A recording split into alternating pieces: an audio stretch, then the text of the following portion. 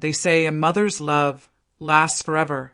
But no one tells you. Sometimes it's the child who decides when the mother should walk away. My son put our house up for sale without even telling me. A real estate agent called me to schedule a viewing. I simply took a deep breath and realized things need to change. Subscribe to our channel and watch until the end to see what I did. The call came on an ordinary morning, the smell of coffee filling the kitchen, while soft light filtered through the curtains I had embroidered years ago. I was buttering my toast, distracted by the birds on the porch, when the phone rang. For a second, I thought about not answering it, an unknown number, and lately nothing good comes from those. But habit or hope made me answer. "Hello," I said, and a firm, professional voice answered. "Good morning, ma'am. I'm calling from Silva and Costa Realty to confirm tomorrow's viewing of the property on Rua Oliveira." Time stopped. "Oliveira Street, my house." "Sorry, which house?" I asked, already feeling my voice tremble, though I didn't yet know why. "The house at number 213, she answered smoothly. "It's listed for sale. We have interested buyers scheduled for tomorrow at 2 p.m. The world around me froze. "No, that house isn't for sale," I said, struggling to keep my composure. There was a pause, then a keyboard click. "The seller's name is Mr. Carlos Eduardo Farias, the legal owner." My son. Those words hit me harder than anything I'd ever heard. My son had put our house up for sale and hadn't even told me. I couldn't speak. The woman on the other end waited, then asked, "So, can I confirm the visit?" All I managed was a quiet thank you before hanging up. I sat there, frozen, holding the phone, my heart racing, my mind spinning, searching for some explanation less painful than the naked truth. Our house was for sale, and in that moment, I knew nothing would ever be the same again. The next morning, I woke up before the alarm with that heavy feeling, like the day was about to bring answers I'd rather not have. I made my coffee, but didn't drink it. The cup sat there, getting cold, just like so many other things in my life that suddenly didn't seem to matter anymore. I chose neutral clothes, nothing that could draw attention, as if somehow I needed to disguise myself, even from me. I grabbed my bag and left without telling anyone. With every step toward the real estate agency, my heart felt like it might explode. The street, the traffic, people going about their routines, everything was normal, everything except me. At the reception, a young agent greeted me with a professional smile. "Good morning. How can I help you?" I took a deep breath.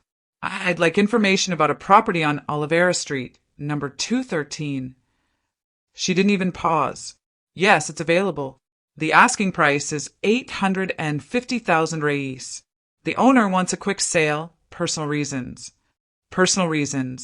How much it hurts when your entire life, your history, your home gets reduced to just that, a line in a sales pitch." She went on, describing it like a product. "Spacious house, great potential for renovation, quiet street, excellent investment. And there I was listening like someone trapped in a horror film about her own life. She didn't mention that in that living room my son had taken his first steps, or that in that yard we celebrated birthdays, or that we had buried our dog there, while my son cried in my arms. To her, it was just another opportunity. I left holding a glossy brochure. On the cover, a cold picture of my house with the caption, "Ideal for investors." Investors. I walked down the sidewalk, gripping that paper, my heart in pieces. How could he turn our home into merchandise without even telling me? But sometimes, even through pain, the mind starts connecting the dots. And then a memory struck me. My daughter-in-law, she always hated that house. Always said it was old, outdated, that the neighborhood was too far, too inconvenient. She never liked being there. Never. Could it be her? Did he once again give in? Isn't it strange how the people we love sometimes bend, not to hurt us, but to avoid displeasing someone else, and in doing so they undo everything they built with us? The idea pierced me like an arrow. Maybe the sale wasn't just about money. Maybe it was also about pleasing her, about getting rid of what was left of me. For a moment, I wanted to grab the phone, call him, demand an explanation. But the fear stopped me. The fear of hearing, "You don't need to be consulted." Or worse, "You're no longer part of this." So I did what I thought was wisest.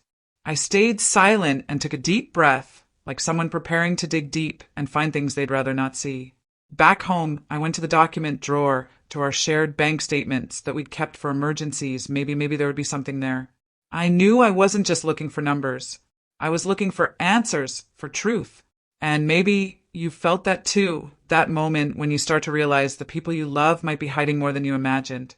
I sat at the table, hands trembling, heart ready to find out. What else had he hidden from me? And what I found cut deeper than I ever thought possible. I spread the bank statements across the table, like someone assembling a puzzle, but deep down, I feared completing that image. The papers were cold lines of numbers, dates, transfers, but to me they screamed. And they did. Though they were constant transfers to accounts I didn't recognize, large withdrawals clustered close together, as if someone were in a hurry or desperate. You know that nausea that isn't physical but emotional? That moment when certainty stands in front of you, cruel and inevitable? My son had been draining funds for months, without telling me, without asking, making moves that didn't fit the modest life he claimed to live. Always simple, always careful. Lies. I thought about all the times he complained about money, the tight installments, the renovation, my granddaughter's classes. And I always saying, "Of course, my son, you know you can count on me." Now, I saw he wasn't just counting on me, he was leaning on me, hiding from me. I kept cross-referencing numbers, and one made me freeze. 25,000 reis transferred to a corporate account just days before the house was listed. My chest tightened, my eyes filled with tears. It wasn't just the house. It was everything. Our trust, our history, our bond. Suddenly, I realized he'd been using my generosity like someone mining until the last grain. And me?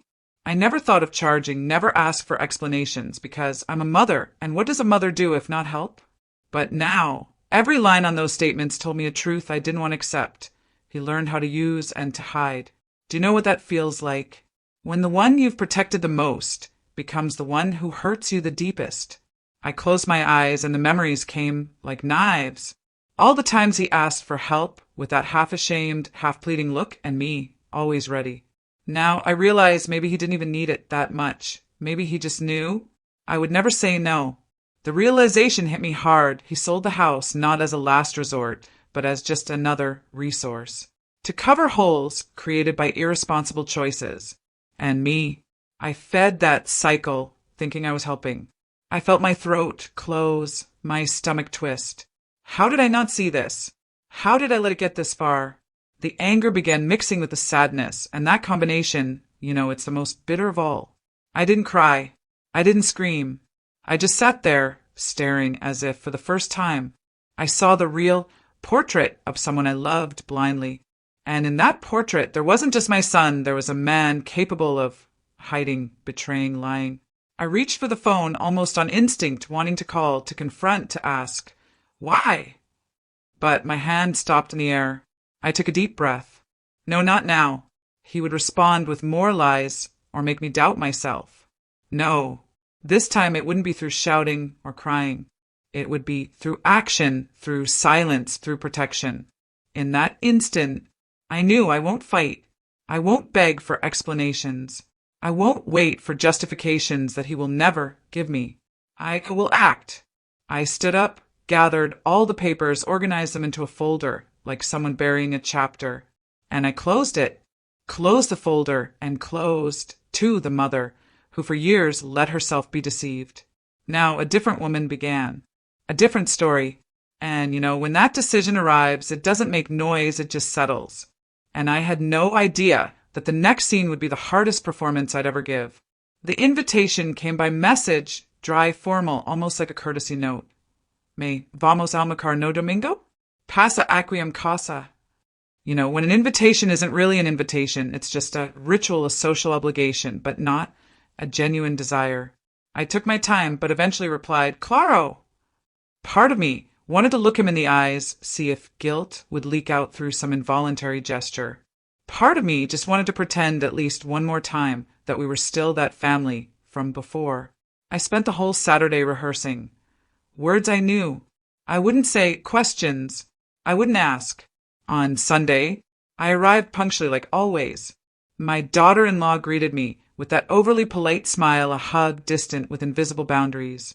The smell of the roast came from the kitchen, and my granddaughter appeared in the hallway, hugged me tighter than usual, like someone sensing that there are things adults don't say but feel.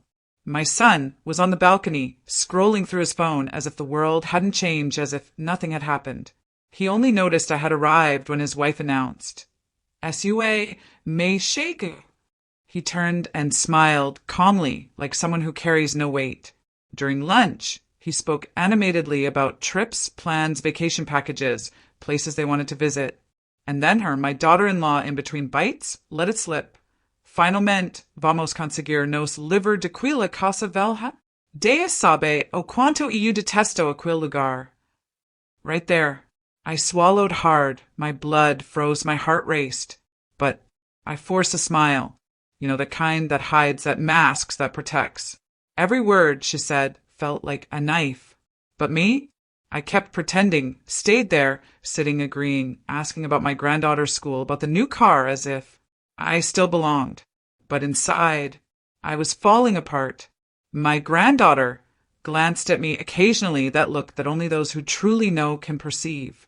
She knew. She felt it. Lunch continued like a well-rehearsed play until the coffee. And at no point did anyone mention the sale. Inside, I was screaming. But on the outside, I just smiled. When I said goodbye, my daughter-in-law, gave me a quick hug and said, "Depois precisamos combinar de visitar você na sua casa." Ah, I almost laughed. The house that she despised that they were selling, that they turned into merchandise. I just smiled. Claro, quando quiseram. I left and drove slowly, more slowly than usual, like someone trying to delay the arrival or stretch the time to organize the chaos left behind. When I opened the door to my house, I looked at the living room, the worn sofa, the photos on the wall, and for the first time, I felt like a stranger in my own home. That space that always welcomed me now felt vulnerable, exposed, about to be invaded by strangers who soon would occupy it without knowing anything about what had been lived there. I sat in the armchair, and I cried. For the first time since the discovery, I cried. There, alone in my house, the house that was no longer mine. And it was in that silent cry that the decision solidified. I wasn't going to fight. I wasn't going to confront them over lunch or with impulsive calls. I was going to protect myself. What I had left was my dignity, my peace, my freedom. They chose that path, and I chose mine. Love wasn't going to blind me anymore. Love now would be my shield. I grabbed the phone, took a deep breath, found in my contacts the number of a lawyer a friend had recommended a while ago for something. I never followed through. I called, scheduled an appointment. "I want to review my will." My voice came out firm, and after hanging up, I felt for the first time in years that I was taking back control of my life. And it wouldn't be through shouting or confrontation, but through strategy, through silence, through action, and above all, through courage. And I had no idea that this would be just the first step of my turning point. The lawyer's office was simple and silent. Books lined the shelves, heavy, dusty, in that window, letting in soft light, almost like an invitation to take a deep breath and change my life. She greeted me with a firm handshake, attentive eyes, and a steady voice. "How can I help you?" I didn't hesitate, didn't need to. "I want to revise my will." She just nodded, no questions, no judgment, opened her folder, and began to take notes. And I began to say, "I want to change everything."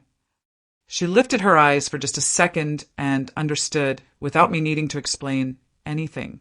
Some stories are obvious even when told in silence. "Do you have any other assets?" she asked. "Yes, a small piece of land." "Preference for who should receive?" "Yes, my granddaughter, only her." She raised an eyebrow, surprised, but didn't ask why I respected the silence of someone who had already decided. And I had. I exclude my son and his wife from any benefit. She simply wrote it down, no questions, no judgment, just wrote. We decided everything would go into a protected trust. My granddaughter would only access it for education, and when she turned 25. Nothing before. Nothing that could be used or taken by those who didn't deserve it. While she organized the papers, I looked out the window and thought, my home will be wherever my dignity is. Not anymore where the family expects me to be. Not anymore where love kept me present even when absent. I signed with steady hands, but with a single silent tear running slowly down my face. It wasn't sadness or anger, it was mourning. Mourning for the mother I had been, for the woman who sacrificed for everyone. Now, finally, I was saying goodbye to her. Before I left, I took from my purse the envelope I had prepared the night before. I want you to keep this, I handed it to the lawyer, for my granddaughter when she turns 18. She took the envelope respectfully and put away. There it was, what I wanted to leave, a legacy. Not of assets, but of truth. As I left, the wind brushed my face, and for the first time in months, I breathed deeply, without that weight, without that guilt, without that fear. What I had left now was to live, just like that. And I thought as I walked, what else can I do for myself? And the answer came quickly. Everything. Everything I want. And so, with that lightness and that certainty, I began, right then, my new life. And the next decision would be even more definitive, to buy my own home. I started the search with only one desire, peace. I didn't need many rooms, no big backyard, no fancy amenities, just silence, natural light, and space for me. I visited a few houses, fragile, soulless, empty of what I now knew I needed most, until one afternoon, I saw a little house tucked away on a quiet street with a wooden porch and a garden waiting to be made. I stepped inside and felt it instantly. It was there. I didn't need more visits or more time. That was where I wanted to begin again. The place was small, nothing like the house where I raised my son, but it had something I had never prioritized before, peace. The realtor talked about square footage, about structure, about paperwork, but I barely listened. I walked through the rooms like someone meeting an old friend. In the kitchen, a wide window where the morning sun would flood in. In the bedroom, white walls ready to hold my new story. And on the porch, I already saw myself sitting with tea with no rush at all. I bought it quickly, without telling anyone, without asking for opinions, without seeking permission. For the first time in years, I did something just for me. The realtor even asked, "You want to close today?" Yes, today. I was tired of postponing my life. Within days, the papers were signed, the keys in my hand, a small piece of the world, but mine. That first night, there were no furniture, just a makeshift mattress on the floor, a suitcase, and a plastic chair with a lamp. I lay down, looked at the blank ceiling, and fell asleep, without that weight, without that anxiety that had consumed me for months. The silence, once so frightening now, cradled me. The next morning, I made my first coffee there in the still empty kitchen using the same old coffee maker, set the mug on the counter, and breathed. I felt free. Here, there was no one to judge, to complain, to question. This space was mine. I sipped the coffee slowly, like someone celebrating a rite of passage. I walked through the rooms feeling the cool floor beneath my bare feet and thought, here no one can take me away. It was simple, but powerful. For the first time, I understood security isn't a high fence or a signed contract. It's the certainty that you no longer depend on anyone's permission to be happy. I decided not to tell my son. Why would I? He sold our house without asking me. Why should I consult him now? It wasn't revenge, it was a boundary. He made his choices now.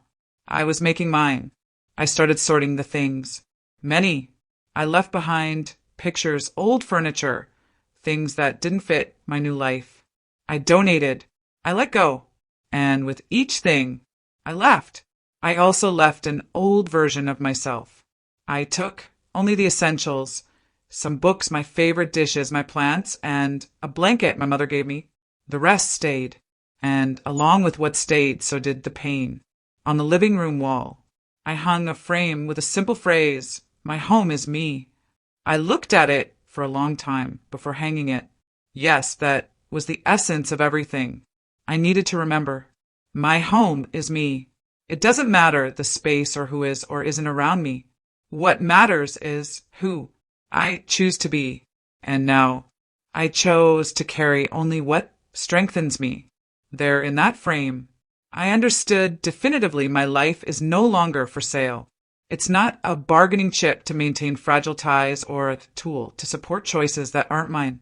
My life now is mine. And with that certainty, I sat on the porch, covered my legs with the blanket and looking at the clear sky of the late afternoon. I gave thanks in silence for having found my place in the world within myself. And little did I know that soon this new house would become my greatest refuge. The intercom rang on a calm afternoon while I was watering the plants on the porch. I wasn't expecting anyone especially here in my new house where almost no one even knew I was. I pressed the button and heard that voice I would recognize anywhere, even with my eyes closed. "Hi, Grandma, it's me." My heart skipped, a mix of surprise and tenderness. I opened the gate and there she was, backpack on her shoulders, and that gaze steady, far too mature for her age. She didn't say much, just smiled and dropped it like a quiet statement. I came to see you, just us alone." I invited her in. She walked through the house, silent, observing every detail. Touched the curtains, peeked through the kitchen window, then stopped in the middle of the room and said simply with a sincere brightness, "I like it here, it feels like you." I smiled but didn't say anything, because it was true. Finally, a space that felt like me. We sat on the porch, her in the rocking chair, me on the wooden bench. For a few seconds, we just listened to the birds. Then, without me asking, she said, "I know about the sale and I know why." I swallowed hard, but didn't show surprise, just held her hand. She went on, "Mom keeps pressuring Dad all the time to make more money, wants a new car, wants to travel, wants to move to a better neighborhood." She paused, looked out at the garden, then added softly, "He didn't want to, but he can't say no to her."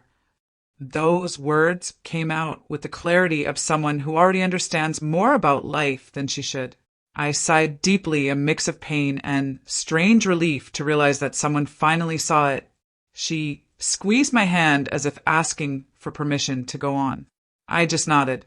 "Dad always says he wants to protect you, that he doesn't want you to worry, but deep down he just does what she says." Another pause. She fiddled with her shoelaces, then let it out. "I hear them arguing.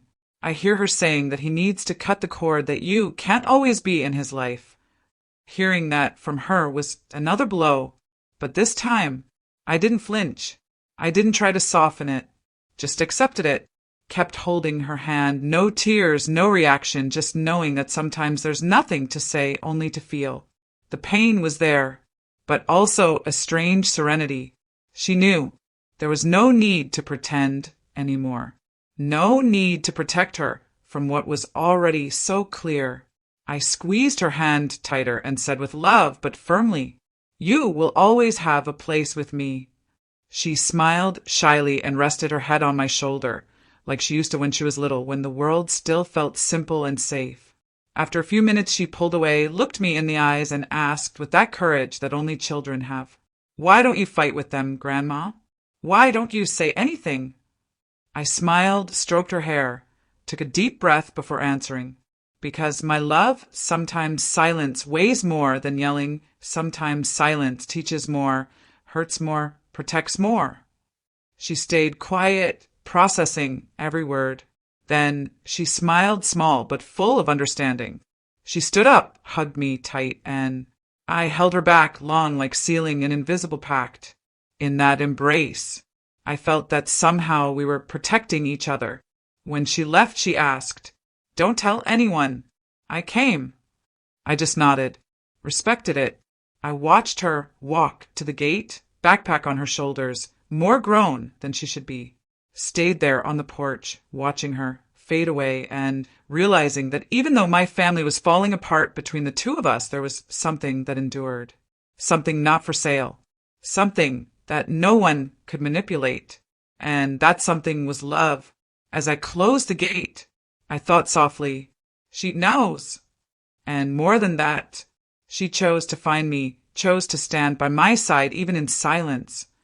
I sat back in the rocking chair, closed my eyes, let the wind carry the leaves, and for the first time realized, even though I lost so much, I still had what mattered most.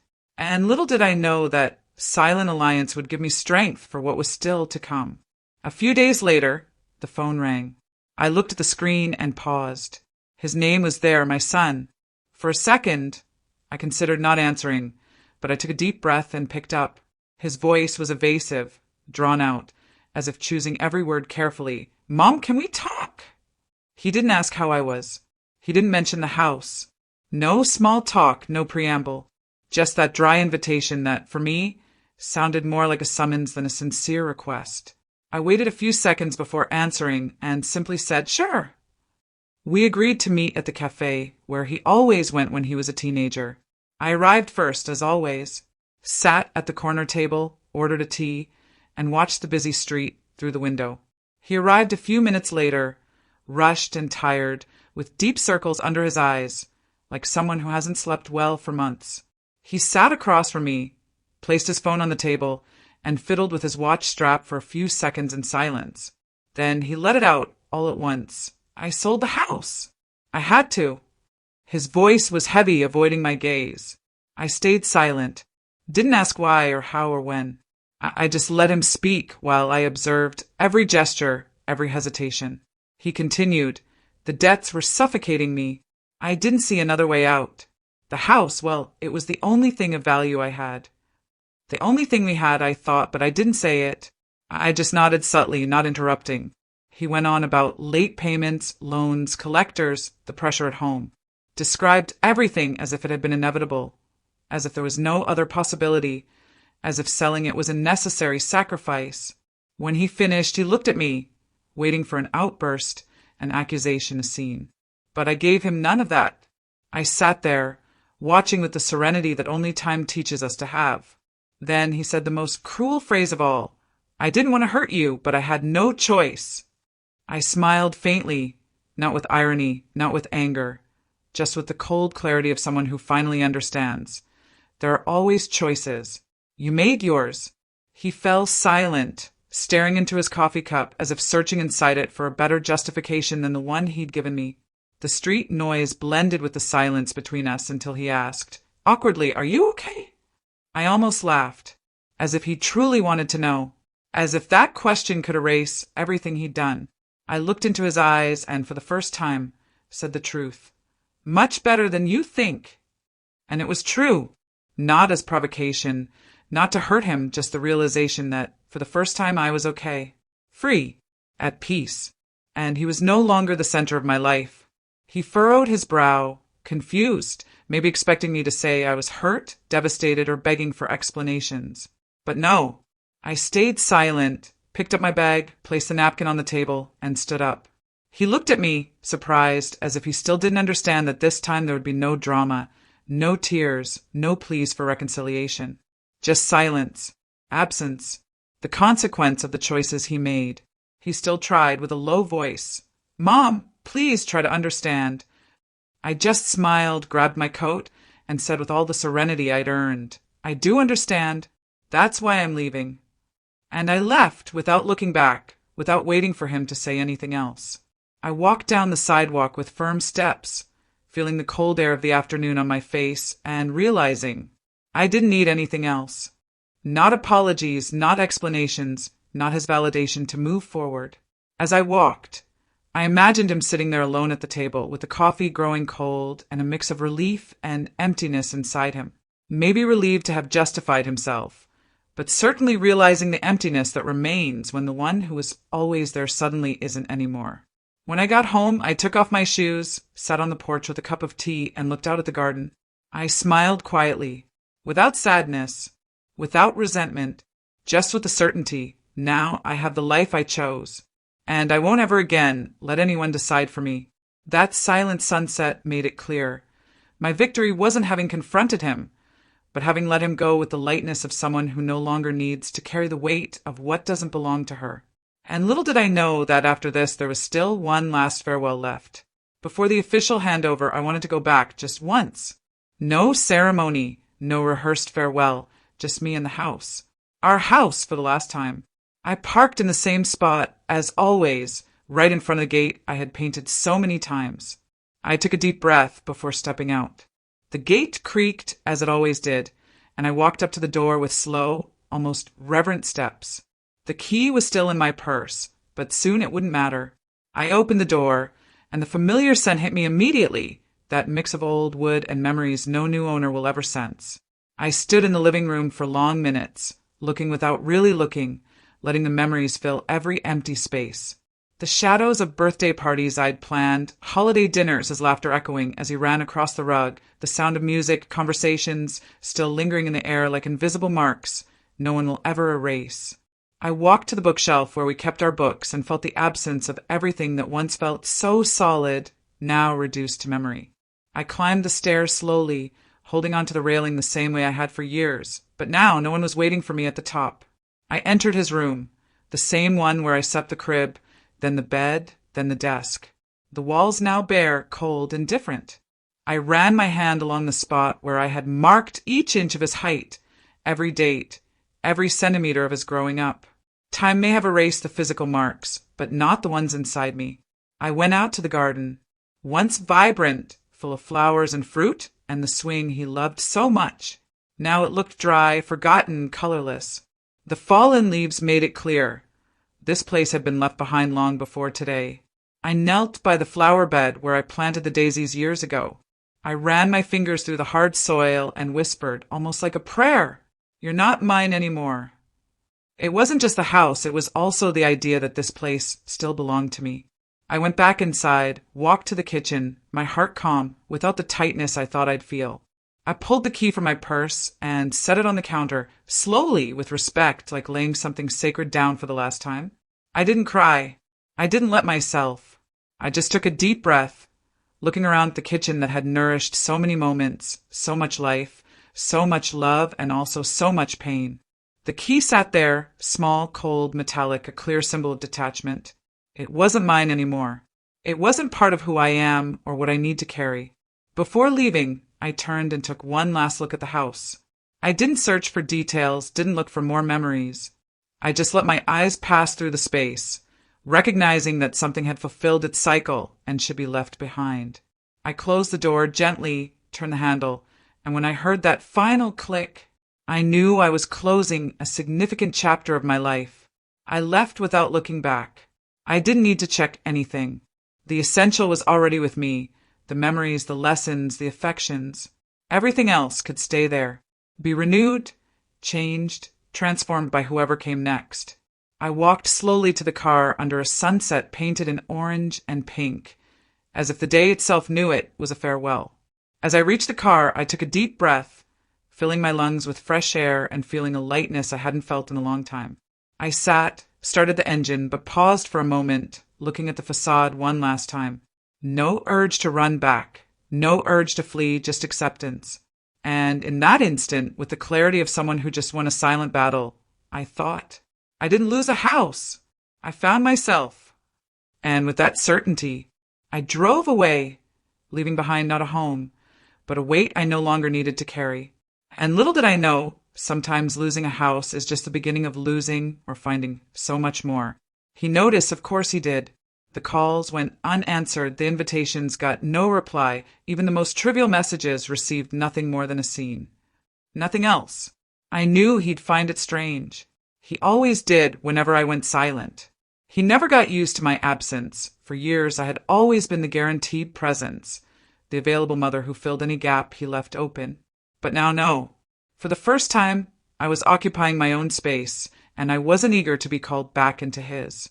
My daughter-in-law tried to mediate, polite, practical, sent messages. How are you? Let's schedule a lunch. Even photos of their new apartment, as if to say, see, we're fine. I replied to all politely but coldly. Dry. Impeccable, like someone who finally understood. I don't need to justify myself anymore, or strive to keep a place that, in truth, was never really mine. Congratulations. Best wishes, that's all she got. Nothing more. The only one who wasn't fazed by my silence was my granddaughter. She always knew how to get through. We kept in touch, discreetly, almost secretly, like building a silent bridge between two shores everyone else preferred to ignore. She sent me photos from her daily life. Look, Grandma, my new haircut. Finished my school project. Baked a cake and burned it. And sometimes just thought of you. And I always replied, always with a tenderness that only grew with each message, knowing that even without her realizing it, that was the invisible thread keeping me connected to what still made sense in this family. While he slowly realized he had lost more than just a property, I kept going, for the first time living. I signed up for a yoga class at the park near my new home, started taking short weekend trips to cities I'd always wanted to visit but never had the courage or the time. I took a gardening course, then a cooking one, and I realized that my life, once so limited to the role of mother, was now expanding, becoming colorful, transforming into something that finally belonged to me. One day, between a painting class and coffee with a friend, I received a long message from him. Different from the others, not an invitation, not an announcement, but a confession. I miss you. I wish things were like before. I read every word carefully, letting them echo inside me, without haste, without judgment. Then, I closed the phone, took a deep breath, and didn't reply. Not because I wanted to punish him, but because, for the first time, I understood. Some messages don't need answers to be understood. My silence already said everything. That same day, as a delicate counterpoint, I received another message from her, my granddaughter. Just 2 words, love you. And without thinking, I replied, me too, always. I didn't need anything else. That was a pure exchange, no guilt, no demand, no need to prove or justify anything. It was love in its raw form that withstands where betrayal, disappointment. And in that response, I realized, despite everything, there was still something intact in my story, the ability to love and be loved. Sitting on the porch of my new house, looking at the garden slowly blooming under my care, I realized with serene clarity the cycle had been broken. For the first time, I wasn't repeating the pattern of giving until I was emptied, of insisting on relationships that didn't embrace me, of staying silent in the face of small and large betrayals for the sake of a family unity that really only existed in my wish. Now, I had chosen to step back, not out of pride, but out of self-respect. And by doing so, I had freed not just myself, but also him from the role of eternally indebted son. The distancing wasn't a sudden rupture. No fights, no shouting, no accusations. It was like so many important things in life, a silent process, discreet, almost imperceptible, but profoundly transformative. I stopped being the omnipresent mother to become the autonomous woman. I stopped being the shadow following him to be the light that guided me. And along the way, I realized love doesn't require constant presence nor blind sacrifice. Sometimes loving is knowing the right time to step away, to protect yourself, to say, enough. As the sun set, painting the sky in orange tones, I took another sip of the tea I had made, and with a calm smile I thought, I didn't lose a son. I found myself. And that was perhaps the greatest achievement of this whole story, a silent but definitive victory that no one could ever take away from me. She arrived on a clear autumn afternoon, carrying that smile that always disarmed me, and a bag filled with cookies she'd learned to bake on her own. She hugged me with that kind of affection only grandchildren know how to offer, an embrace that doesn't ask, doesn't demand, only welcomes. She walked through the house, curious eyes touching the curtains, peeking through the kitchen window, then stopping in the middle of the living room, opening her arms as if to stretch to feel the space entirely. And she said with a sincere brightness, "It feels like you." I smiled without needing to say anything because it was true. Finally, a space that felt like me.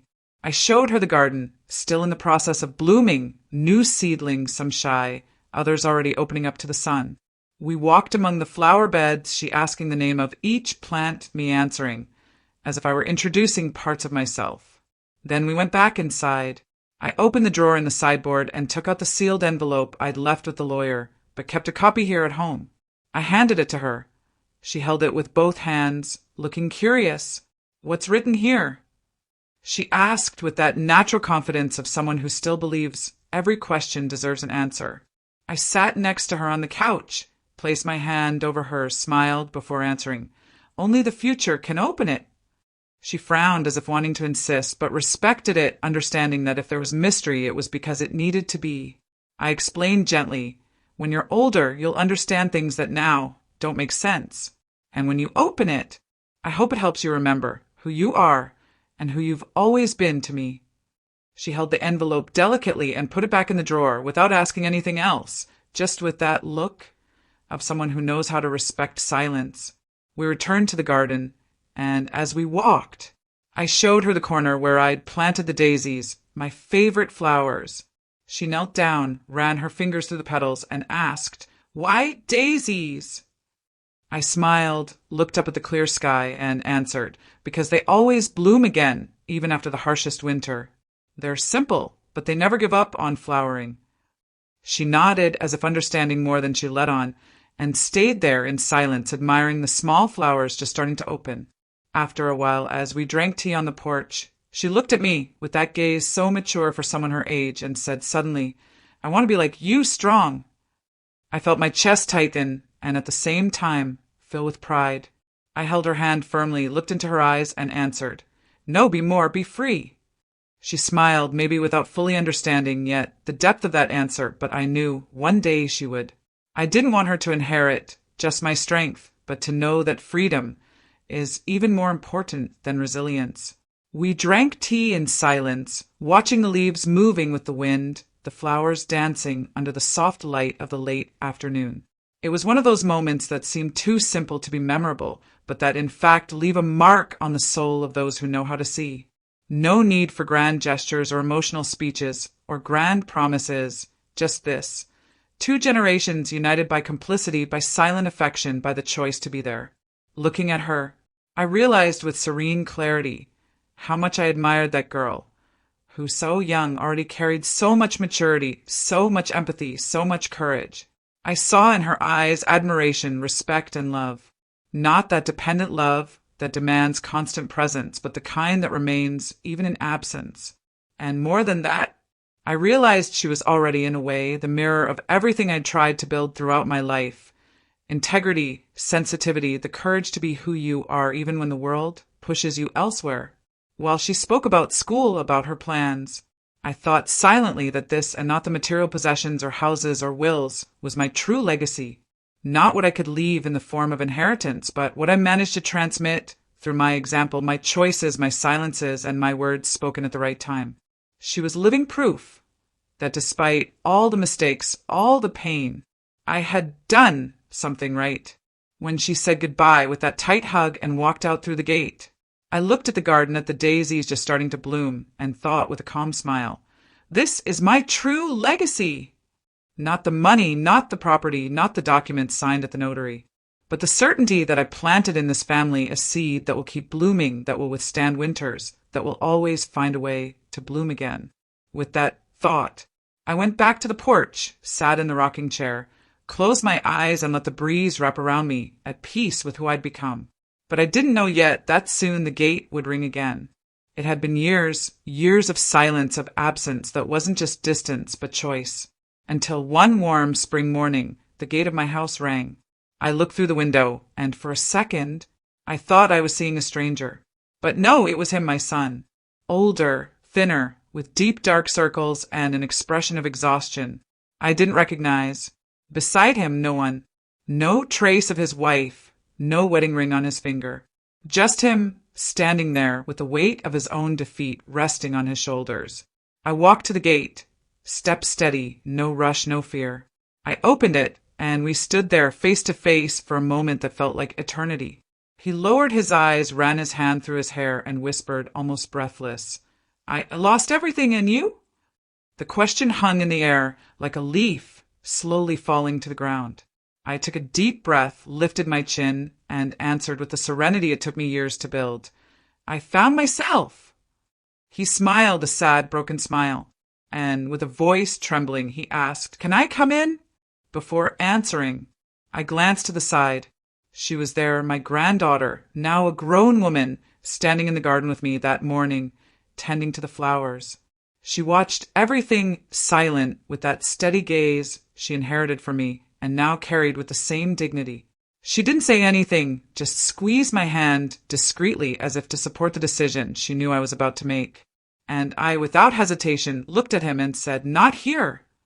He frowned, confused, maybe expecting that after all these years, time had erased the pain, had opened a space for repentance.